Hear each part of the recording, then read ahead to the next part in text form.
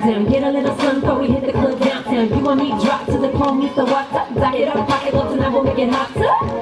Time to go for a swim.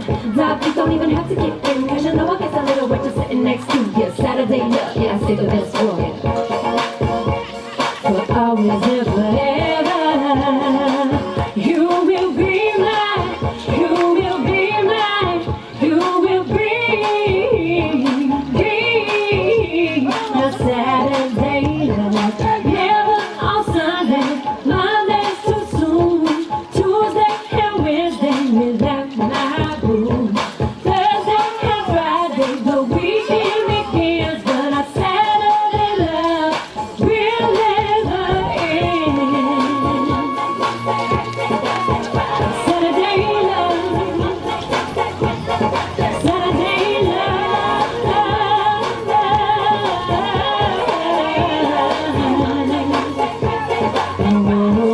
Sunday love, Monday and Tuesday, Wednesday love, oh, Thursday love, Friday and Saturday, all day on Saturday, all day, Saturday love.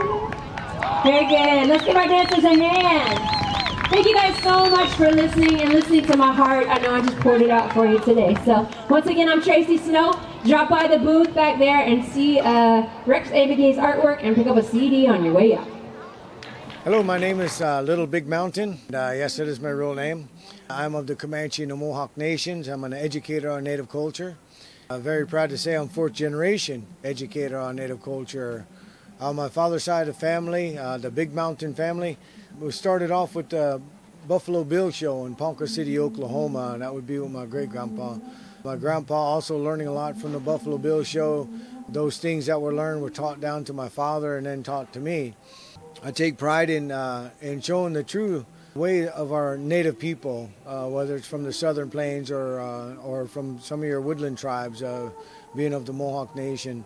The lodge that we're sitting in right now would be typical of your Comanche Nation, having the hides for the beds and for your carpets and so on, having the lazy back chairs and so on, would have been typical for that lifestyle living on the Southern Plains. On my mother's side of the family, I'm of the Mohawk people. At one time up in the Mohawk Valley, up in upstate New York. Now their territory is in Kahnawake, which is southwest of Montreal, Canada. I grew up knowing both sides of that culture, and when I do programs, I try to bring all of my teachings and the teachings of my ancestors to our programs. My business is called Go Native Now, and we take pride in bringing Native aspects and Native culture to the people. This is my girl. Her name is Topsana. In the Comanche language, that means prairie flower, and I'd like for her to speak a little bit about her. Hello, my family were actually of the Choctaw and the Blackfoot nations. Choctaw being out of the Mississippi area and Blackfoot being from the Montana area. I am actually a Navy brat. I can call myself a brat. My dad served for 27 years in the military. I'm also a certified nurse's aide and restorative therapist, and I was taught my family's medicines. So for our business, I bring in the woman's aspect. A lot of that's left out in culture sometimes. We like to share what the women did with their jobs, which is very important, of course, for a very good family. Important back in time and also important now. And also, well, I do my family's plant medicine, so I teach primitive medicines and primitive survival skills as well. And I like to share that aspect with the people here at the festivals that we go to and the different powwows. We do anything from walk-ins at elementary schools to working with NASA. No event's too small or too big for us to come and share our culture with you. Yeah, we do have many different aspects of Native culture that we do. Some of the things that we offer also involves live animals. We do, being the Comanches, being the lords of the Southern Plains, we are an equestrian culture. Learning about the horses around 1640 and eventually mastering the horses by about 1660. We utilize that horse for our beasts of burden, but also in war for protection of our people, protection of our villages and our homes. The show that we offer with horses is called the Comanche Kid. We're using a beautiful Pasofino horse. I'm riding him. I'm using weaponry, shooting bow, using the pony bow. using the lance, which is different than a spear. Lance you hold in your hands, where a spear is something that you would throw. Utilizing the knives, the war clubs, all these different things were used as a warrior would go into battle. As a warrior would go into battle, the woman would stay home and she would protect the home. Sometimes the woman would also become that warrior. If the battle came to the villages and the men were gone, it was not uncommon for the woman to pick up arms and to protect her family. Today, we have our women as warriors in the military. In that time period, sometimes even the woman would go into battle and go into war with their man. So our culture is very important, and we like to try to emphasize that from nation to nation that we are all different from each other. Some tribes were farmers, some of them were fishermen, some were just meat eaters, hunters, gatherers, and foragers. In our Living History encampment, and this is just a small part of our encampment that we have, we try to show that. On the outside of our lodge here, we have original artifacts that date back 8,000 to 10,000 years old. We do the evolution of the weapon, going from the stabbing spear all the way to the bow and the arrow. In between would be a throwing spear, the atlatl, eventually going into your woodland tribes using a blowgun. We demonstrate each one of these different weapons, and growing up, learning all these different skills and utilize them as toys when we were growing up, now putting it into a program and into a show. A lot of family heirlooms we also have in our encampment. I have a vest that my father wore when he was very, very young.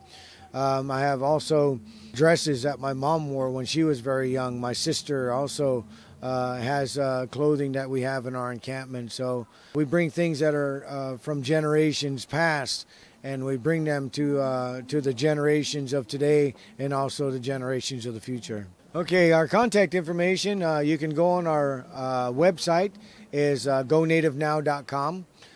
We also are on Facebook, which is also Go Native Now. All of our contact information is on there, also a short bio of who we are, how long we've been doing this, and also the many programs that we have to offer, from primitive cooking to, like Topsana said, edible vegetation, medicine plants. We can bring a program to you. We also customize programs.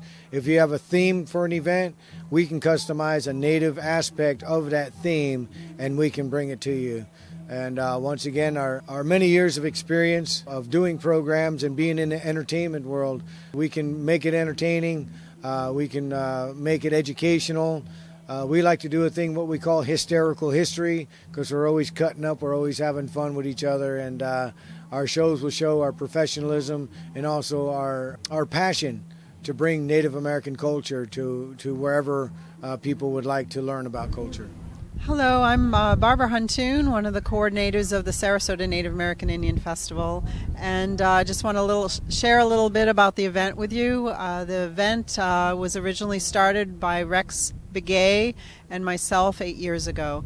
Rex was a traditional Native American artist from the Dene, the Navajo Nation, and he was a fine artist, a painter. And his focus on this event was to bring authentic Native American culture to the Sarasota area where we live.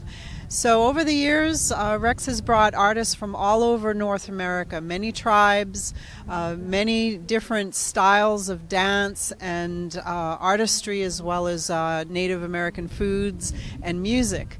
And this event is really focused on sharing the culture with the people and an opportunity to connect with the Native Americans and learn from them, from their traditions, their culture, and their music.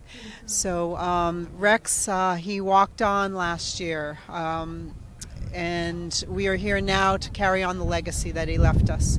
His artwork is focused on representing the traditional stories, history, and environmental teachings of the Native people. And so it's now in my guardianship to protect that and keep it going. But this is an encampment by Little Big Mountain and his lady Laura, and they do reenactment encampments that are just extraordinary. They give you an opportunity to see what life was like in the old ways, and how they lived, how they produced their tools, how they made their food and their living space. It's really extraordinary representation of history. So Little's going to share a little something with you, and you come back over to the booth and I'll share a little bit of artwork. And we've got Traci Snowe, who is Rex Begay's daughter, is here to honor us with her music and singing, and she's up there singing right now. So thank you, and we hope to see you down here.